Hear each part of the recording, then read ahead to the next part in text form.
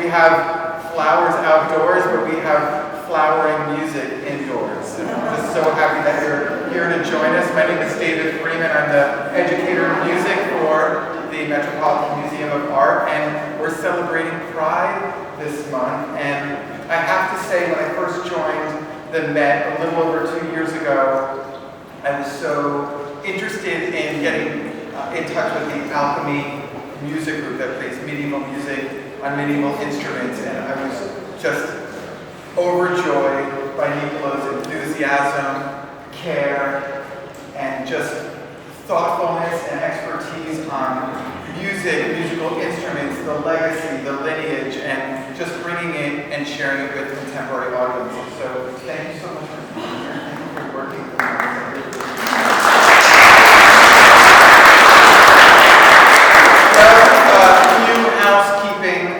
Video and photography is okay, but please leave your flashes off. It's quite distracting to performers, so make sure your cell phones are also turned to vibrate. There's also merchandise, CDs for sale, and a mailing list. So also, if you're going to tag Niccolo on any of the socials, you can find Niccolo's spelling of their name here over on the mailing list. I think that's it. Did I forget anything? We're good to go. Please give a warm welcome to Niccolo Seligmann.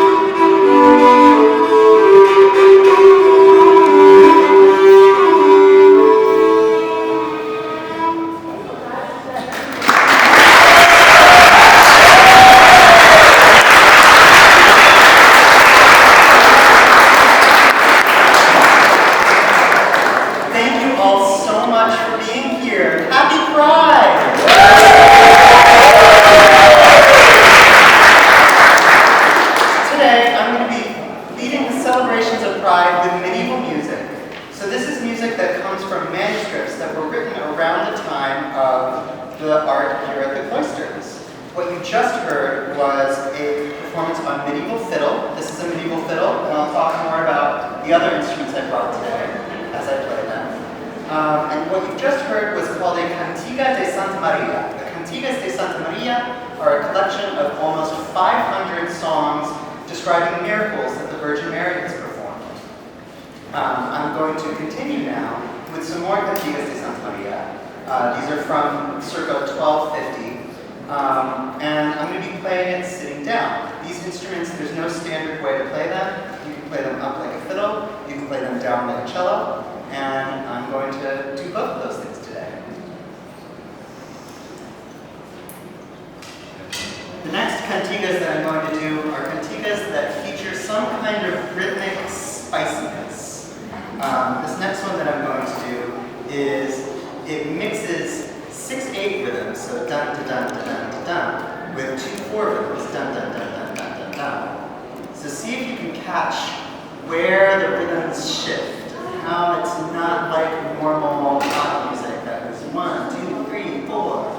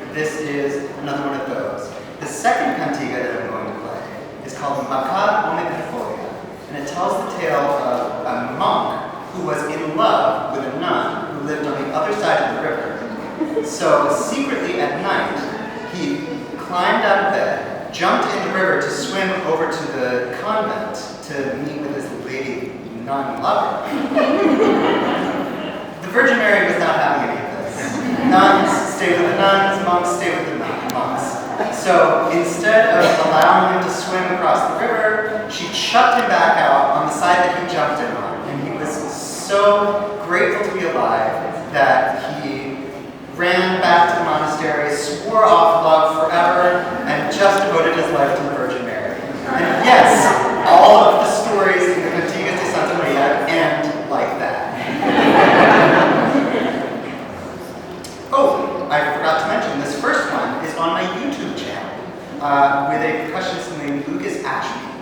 brilliant Brazilian percussionist. So if you enjoy this version of Como Porém, the first cantiga that I'm going to play, check out the YouTube version.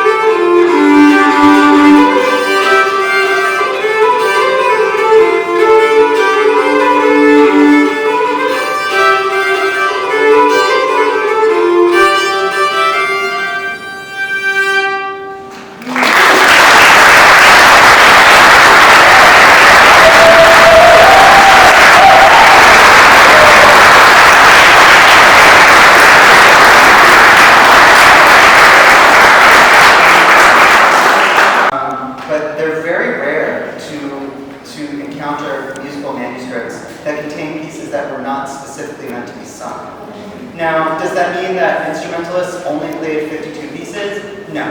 They probably played vocal music as well. They may have sung along, they may have just done it instrumentally the way I do.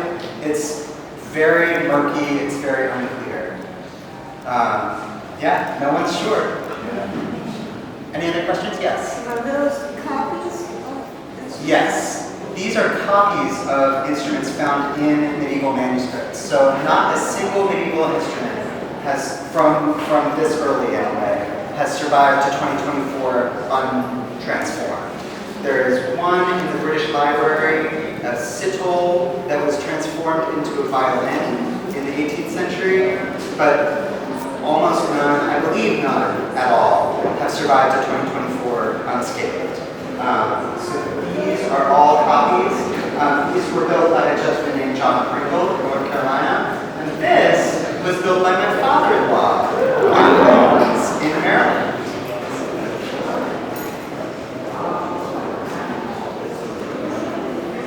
So this instrument that you just heard is a medieval fiddle from based on one from the 1200s. It's actually held by a gargoyle on the side of Santiago de Compostela.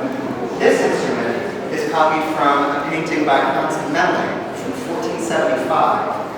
So this is a much later version of the viol. We've got a snapshot of the violin where it was in the 1200s. This is a snapshot of the violin where it was in the late 1400s. So to celebrate this 15th century extravaganza, I'm going to start with a Kyrie from the Mass of St. Hilarion. This comes from a fascinating manuscript called the Cyprus manuscript.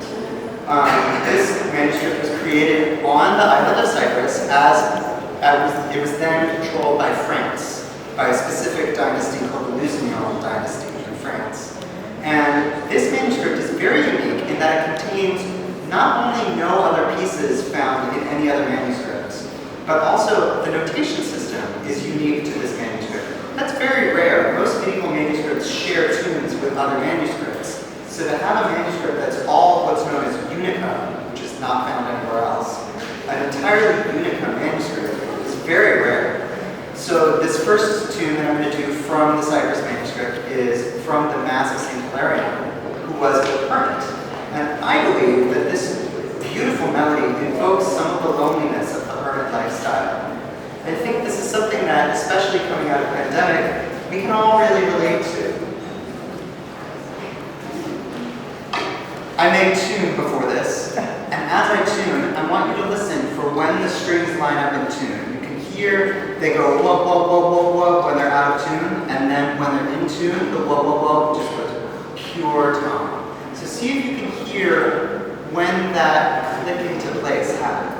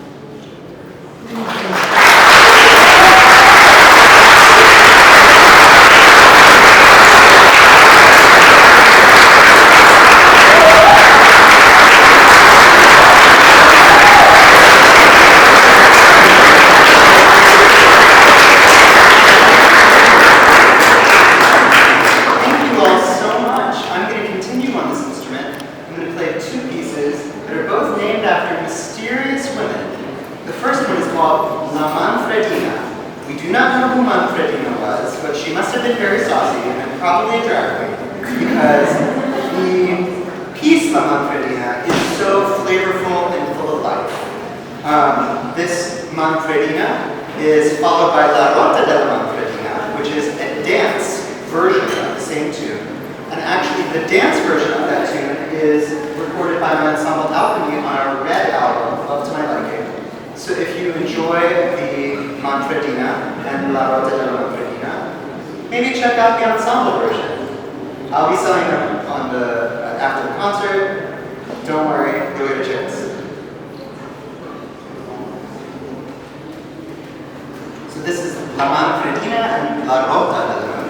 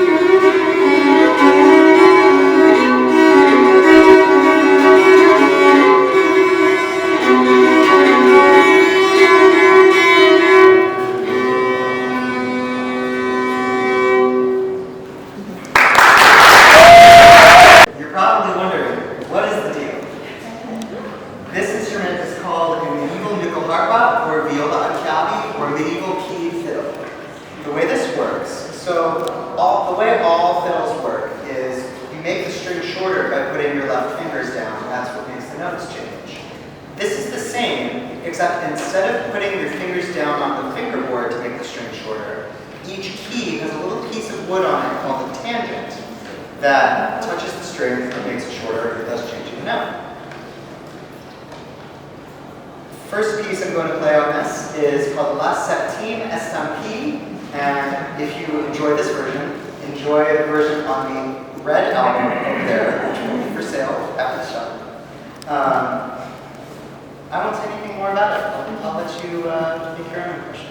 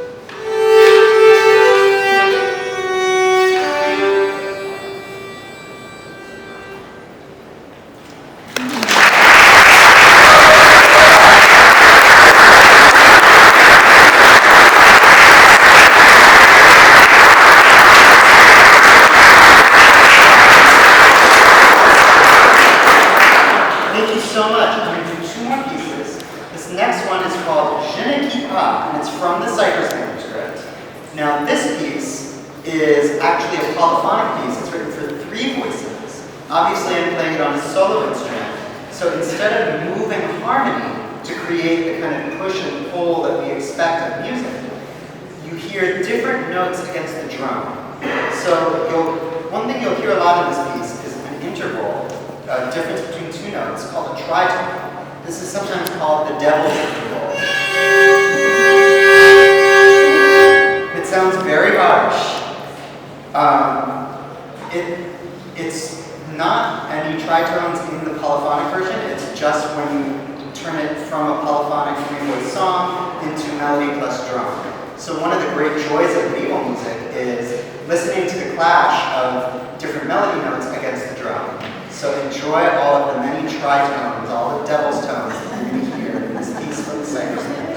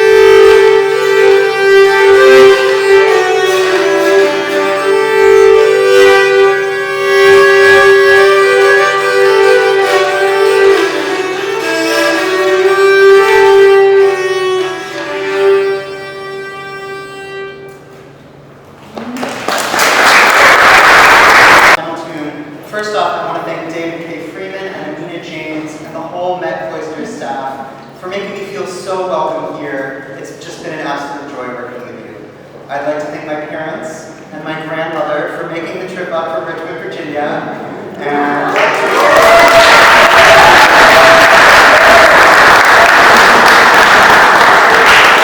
supporting my career and myself in all of the ways that you do. Thank you so much, guys. I will also not forget to mention that I have CDs for sale. In case I didn't mention it, pick up, I have a solo CD of my own viola da gamba improvisations. I have a CD from Ensemble Alchemy, of which you've heard some music from today. And I have an album from the Peabody Consort. If anyone who's familiar with the Peabody Institute, this is their flagship early music ensemble. I also have a newsletter. If you want to keep up with what I'm doing, I'm in New York not quite once a month. So if you can't make it one night, then sign up to the mailing list and I'll let you know when the next one is. This last tune I'm going to play is called Una Pantera, and it tells the story of a panther in the company of the god Mars.